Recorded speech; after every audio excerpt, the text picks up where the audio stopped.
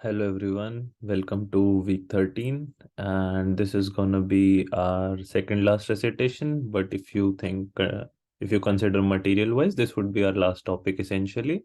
Next week would be mostly revision and review for the final exam and going over some things. So for this week, this is a new thing. So we are going out of Excel now and coming into one last new thing, and which is very important as this is a course for business and in the intersection of domains of business and computer science. SQL is one of the most important things you're going to be coming across if you go forward in this. And writing SQL queries would be like part of most of the job descriptions that you might come across. So it's a very useful skill and will help you go a long way. We'll discuss too what these are and how they relate to databases in a second. And on that note, let's start with today's recitation. So agenda for today would be introducing databases in SQL and writing SQL queries. So first of all, you can say it as SQL. You can say it as SQL or SQL. SQL is faster, so I use that, and it's also widely accepted. And we'll be writing some SQL queries. We'll get to that, like how do we query and what's that got to do with the database. So starting with it, coming to first to databases. Databases is anything where you store your data. It could be any place where you store your data. You can consider Excel your database. But the problem with Excel comes cause in a single sheet, you can only store up to a certain thousand. I think it's 66,000 entries. And sometimes that might not be enough. If you are having certain operation, if you have some data, chances are it's gonna be more than thousands of entries there. So a much more efficient way, or a way which is industry-wise accepted, is using SQL databases and using other databases. We are not going to be getting into detail on that in this course as that is not in the scope. But just to give you an idea, a database is something where you store your data and you can retrieve it. And how to retrieve it? Like in Excel, you can see your rows, but if you have like a very big data set, you store it somewhere and then you pass on queries to that data set and get your answer. And when we do these queries to the data set, that is, we ask the data set to, yeah, give me the data for so and so user, or give me the data for maybe, let's say, users in this country, if you have a data set like that. So that is called querying from a data set. You get whatever you want or retrieve information from the data set.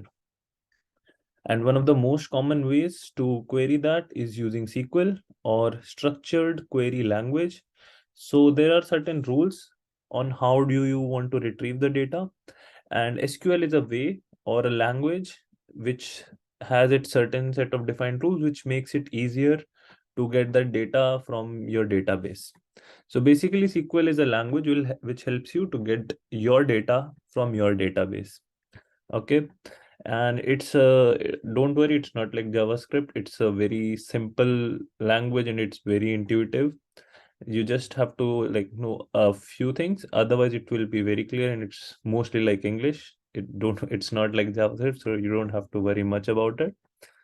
And we're going to be learning SQL in this recitation and going over a few examples based on that. So first, I want you to download this. So along with the slides in the recitation material, there is a file called week 12 database.txt. Please download that and keep it ready, as we are going to be using that for this recitation. So we don't want you to install any other resources. And getting started, we're going to be using this website. It's similar to like a tool, online tool, which we maybe use for flowcharts, where you can directly compile online and you don't have to download anything for SQL.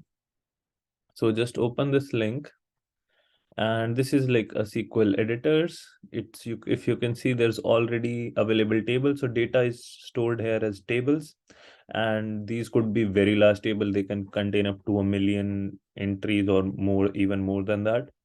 And our job is we'll write our SQL queries here, and run them, and we'll get the certain type of data that we want from these large tables. and how we can like manipulate these tables to like get what we want, or like get specific information about our data from the tables. So you see there's like already available tables are customers, and all these tables have columns, and then every data entry is a row. So let's say for customers, John Doe is a customer, his age is 31, country USA, and they have a customer ID 1. Similarly, there's an orders table where every order has an order ID, item, what the order was, its amount, and which customer purchased it. So customer ID of that customer. So this is a little bit about that. There's another shippings table. You can see that shipping ID, status, and customer. Uh, so these are a few tables, but we're going to be using our own table. So now quickly open up your file database.txt, and this is the file. I have it opened already. So firstly, we'll create our own table or create an old data set in SQL. And how to do that is just copy this first thing and paste it in your SQL editor. So let's run it first and then go through it what we did exactly. So it says create table. So pretty intuitive, it creates a table, and here is the name of the table, which is merge customer, and what this table's column would be. So right now we are not putting in any data or filling in any rows. We're just creating the table and defining all the columns and what kind of values should those columns expect. So basically it will have a customer ID, which will be an integer. So that's why an int. It will have first name and last name, which is basically would be some alphabetical characters. So that's why we have varchar here for characters, alphabetical characters. So int and varchar are two things. So first name, last name. Age again is going to be an integer. So we use int for that. And then finally country, which is varchar again. Okay. And if you see after we ran this SQL query, this table came on our side. So I would suggest you to do this side by side with me. You can pause the video anytime and just create your table and see step by step how am I going, or if you're not missing out on anything. So if you see, this is our table, which is merge customer, and these are all the columns that we defined, but it's empty right now because we have not put in the data yet to the table. So this was the first step, creating an SQL table. So similarly, if you have to create another tables, you can just change, you can just use create table, give the table name, and in bracket. Also, good practice to close all SQL statements with semicolon, and then just define all the columns and what kind of values to expect for each of the columns. Okay. So I hope this is clear till now and everyone is following me up till here. So next, go on to the next part. Next part would be, because our table is empty, we want to fill it. And because it's like a database or it's not like Excel, we can fill up to like however many values we want. You'll probably get tired of filling, but it won't get tired of like storing those values. So we have a few values here. So copy this and let's paste it here. Okay. So if you see here, let me give a break so that it's easily visible. So here we have 5 statements. So first thing was we used was create table, which was the keywords. Now we'll be using to fill in the data, we use insert into, which basically inserts the data into the table. And then we give the table name in which we want to insert, which is merge customer. And after we have specified the table we want to insert into the data, we give the data. So we give it as values. And here you'll, in the brackets, you'll have the data for all the corresponding columns that you have. So basically 8 would be customer ID. The first name would be Forest. Second name would be Gump, though it should be a movie. Okay, this is our instructors being funny with us. And its age is 55 and country is USA. Similarly, we have like 5 entries like this with different IDs, names, age, and country. and we run our SQL here. And now you see, after we run this, our table gets filled up or gets populated with all these values. So now we have our own data set to play around with and experiment with. And that is what we want. So our first step is done. We have created a database. Now there's a lot of things we can do with it, and we'll get to it in a second. Okay. So before we get in, we'll like to create another table. So just copy the rest of the remaining part from the file and paste it here. So what we are doing here is we are creating another table called country and uh, country CD and country name. Okay. So here we'll be inserting it into US, UK, UAE, and Canada. So four values we're inserting. So if you're clear how we created this, it's very similar to this. And basically this will give you an idea if you want to create your own table, how you can go ahead and do that.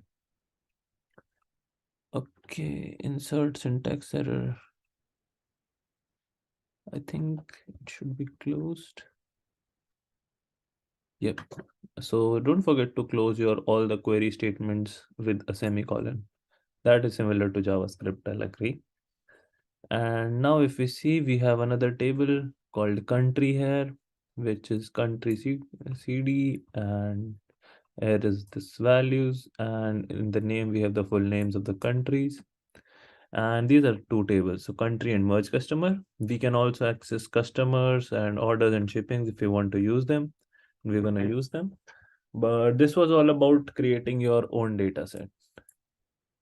Okay, so once you're done, you can just remove the data and then write a new query. All of it is done.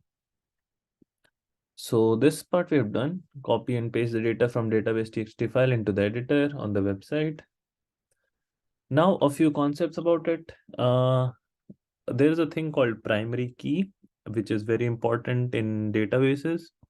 And this is a column in a relational database table. So don't worry about relational database word. It's just in a database table that's distinctive for each record and it's a unique identifier. So you there for every entry that you fill in your database, it's a very good practice to have to avoid duplicacy or records, to have a unique column which has all unique values for all the rows. For example, every customer will have a different customer ID. So if John Doe purchases something again, like so that if someone enters John Doe again, it will already be in the data set. So this primary key for this would be customer ID. Similarly, for our merge customer, it's also customer ID. It's the primary key because all of the rows have this as a unique value. Whereas, like if you say, is country a primary key for this? No, because there's three entries for like countries is not unique for every row. So that is what primary key is, and it's very useful. If you study data set further, you will know what more importance is primary key hold. And second is schema. It's like the structure of the structure of the database described in a formal language, and that can exist as a visual representation. You don't need to worry about it much. It basically says like this structure of a table. This is like the schema of our table. So this table has this schema with two columns with country CD and country name, whereas this schema has like five columns and what type of scheme it is. So basically it refers to like customer ID has int value, age as int. So how we created that, that's like the schema of the table. Okay, so if you're clear with this, let's move forward. So how do we get data from customers? So let's start by using this. So let's copy this. So I've written all the statements we are going to be using in the slides for you, so you can refer to them. So if we do select star from customers, it will get all the values from the customers table and give it to me in the output. So this is the output here. So star means give me all the columns. So it gives you the whole, all the columns and all the entries for these columns from which table? Customers. If you do customer If you do merge customer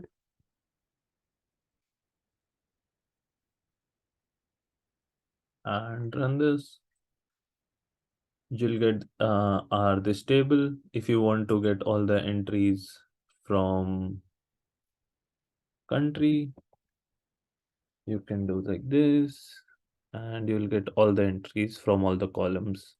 So if we go back to customers, run this. Now let's say you only want like the first name and last name of all the people there. So let's say then you can do select, and then you need to specify the column name. So first name and last name. So you just give the column names that you want, and it will give you all the entries of people in the table with the first name and their last name. So we get all the names here. So pretty simple, right? Pretty intuitive. So let's see more. Okay. We can add customer ID as well. Let's selected that.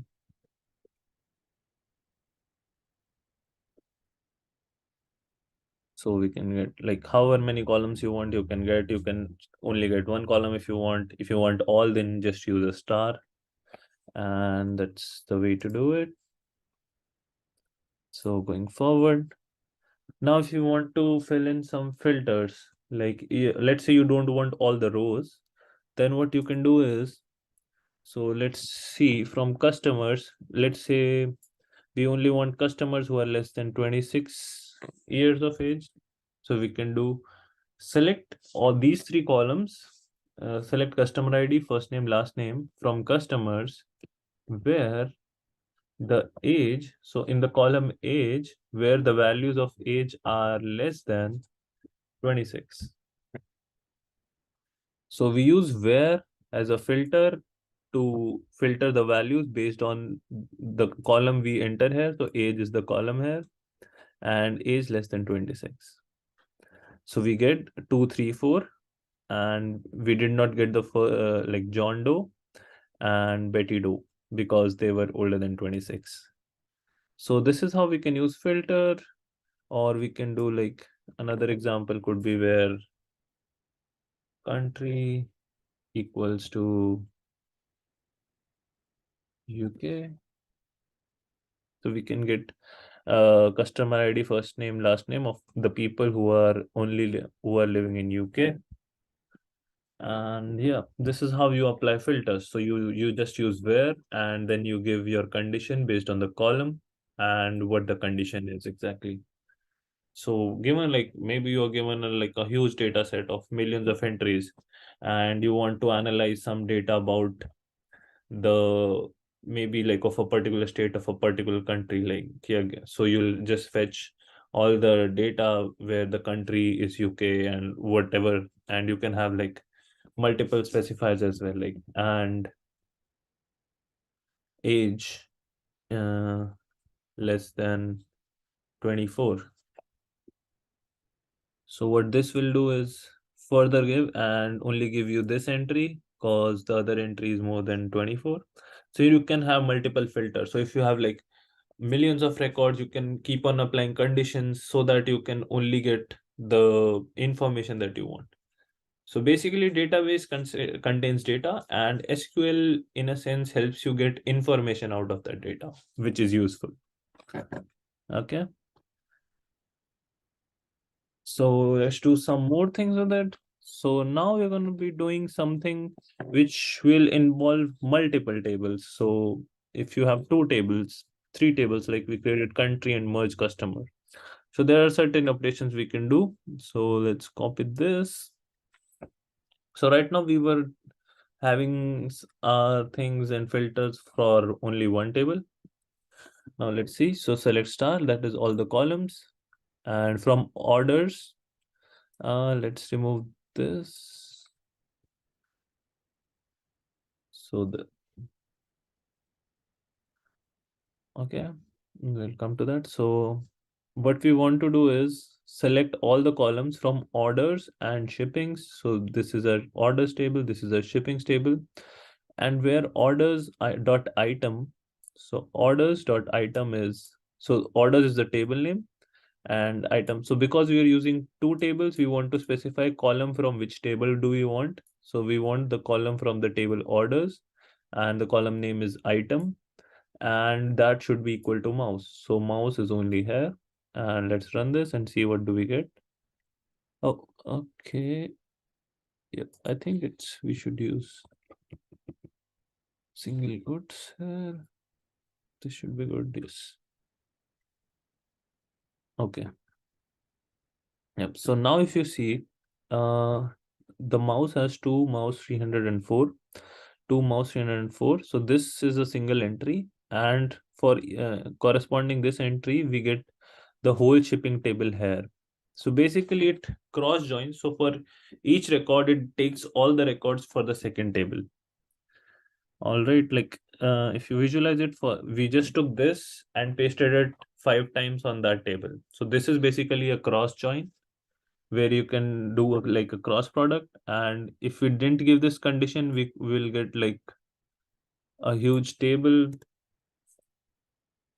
So see, for keyboard you'll have the whole shipping table to, so basically it will get basically like 5 cross 5 25 table in a cross join. Okay, and one cool trick is sometimes when you want to specify, there's the table names can be long, like merge customer. We can give it a short notation like O and shipping S, and we can use that notation going forward. So we can just use O dot item. So that is like a small notation so that we don't have to write the whole table name again and again in our query later on.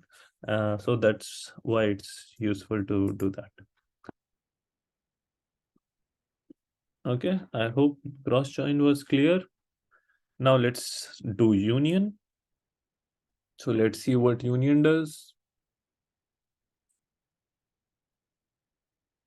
Okay, so if you see, we do select star from customers, union select star from merge customer. So basically it's combining two SQL statements, because if we did select star from customers only, we will get the customers table. If we did from merge customer, we'll get that. But if we do a union of those, we'll get both those. So this is basically a vertical join. Like like first get the data from this, get the data from this, and then just join them vertically row to row. If it was a cross join, we'll get like 5 cross 525, but here we get like all the entries only once and for both the tables. Okay, so this is our union join.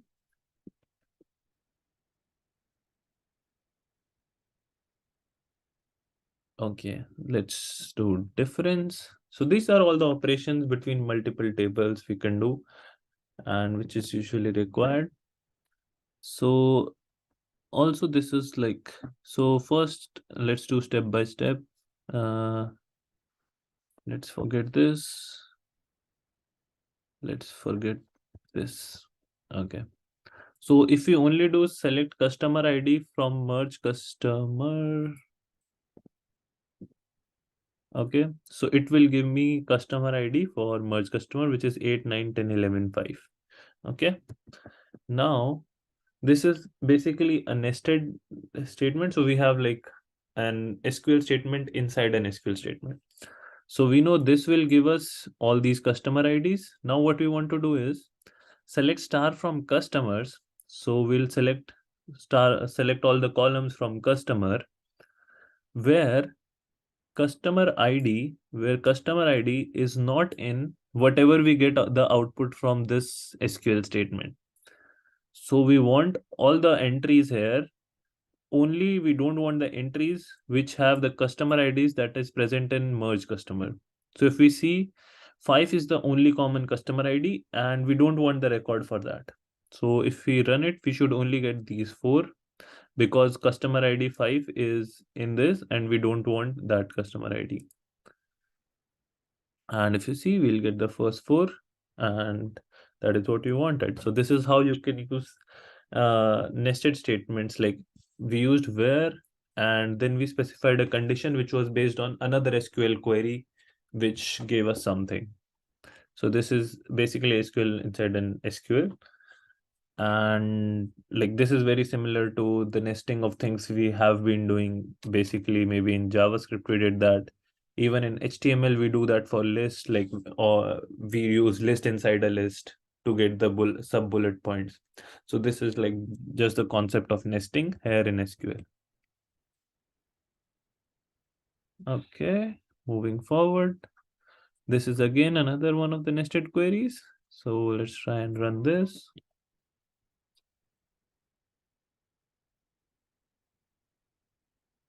So let's see what it does. So we want to select all the columns from merge customer. So star means all the columns, and from merge customer, and we want the row of, entries which have age equal to, let's only see what the inside query will give us, and then we'll use the outside query. So if we only do select max age from merge customer, so what is the max age from merge customer? So max age is 55. Okay, and so this will return us 55, and we want all the columns. So this gave us 55, and we want all the columns from this, and the entries that we want are those where age is equal to the max age. So basically we should get all the values for this entry. And if we do that, we see that's just it that we wanted. So where age was maximum for this table. So if there were like two people with age 55, we'll get their whole data from the table for the people who had age 55. So see, this is another example of using like the nesting of tables. Okay, let's do a join next. So joining two tables.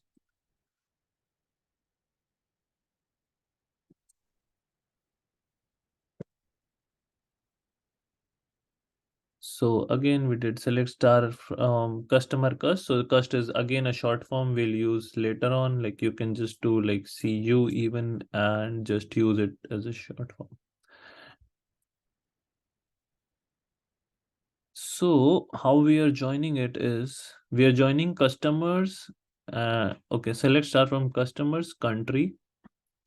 So we are selecting all the columns from customers and the country. Yeah, these two tables.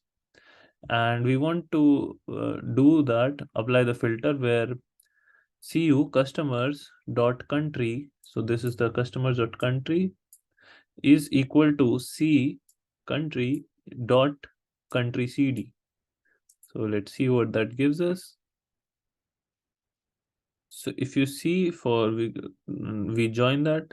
So we joined based on this. So wherever the country was equal to country CD, we'll get the call, say this column as well. So we got for John Doe, USA, and this was equal to this here, and we got United States. Similarly, so you see we didn't get anything for Canada because there was no entry for Canada here. Okay. Okay. Yep. So secondly, for Robert, Luna, USA, United States.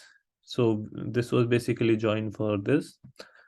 And yeah, that's all. Like we joined this based on this column, based on the country column and country CD, we joined these two tables so that we can get the second entry from that table and all the entries from this table, left table. So this is one of the joins. So a join clause is used to combine rows from two or more tables based on a related column between them. So these two columns had a related column. If you see like the values of this column is similar to this, which are here in this, and we use these common column to connect these two tables. So this is a join. Now, let's say if you want to change some value in your table, you want to go to your database and update a value, it might be entered incorrectly before, or this might have been updated. How you can do that?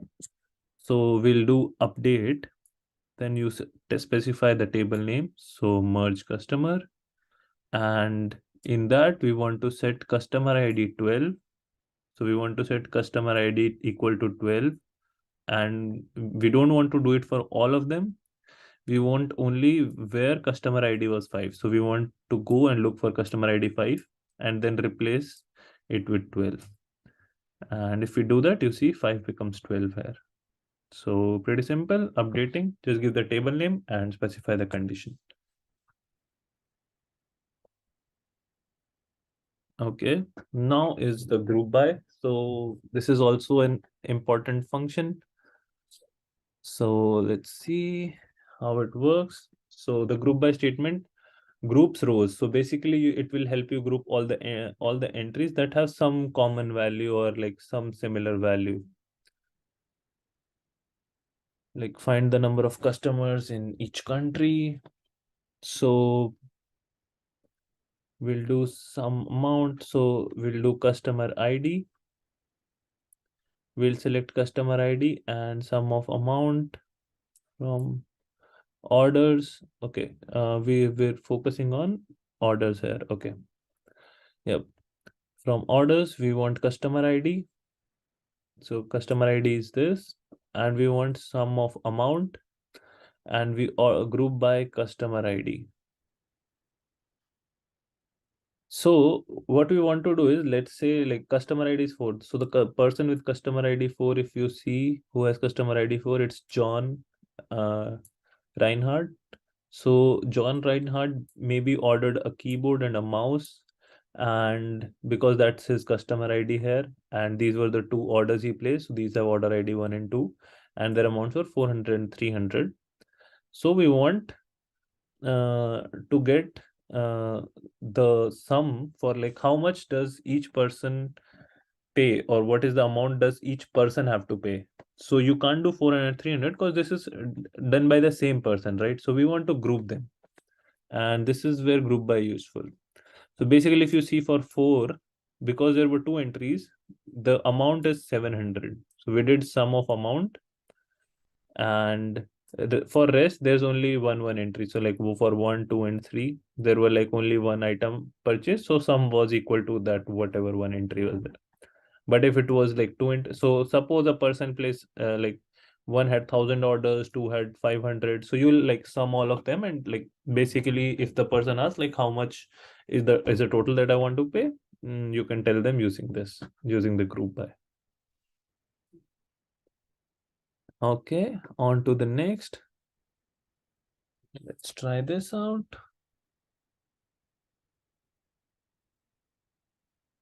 So here we want to select from customers. So let's go to customers table. We want to select customer ID, first name, last name, and age plus 5. So you can just add 5 years to everyone's age. So age plus 5 will give you 36, 27. So everyone's age after 5 years. So you can update a value, like add a constant. And let's say you don't want to sound suspicious as age plus 5. You can give it some other name, as select this column as new age, and the column name would be new age and their ages are updated. So as can be used to give like the new name to the column, yeah, of your output.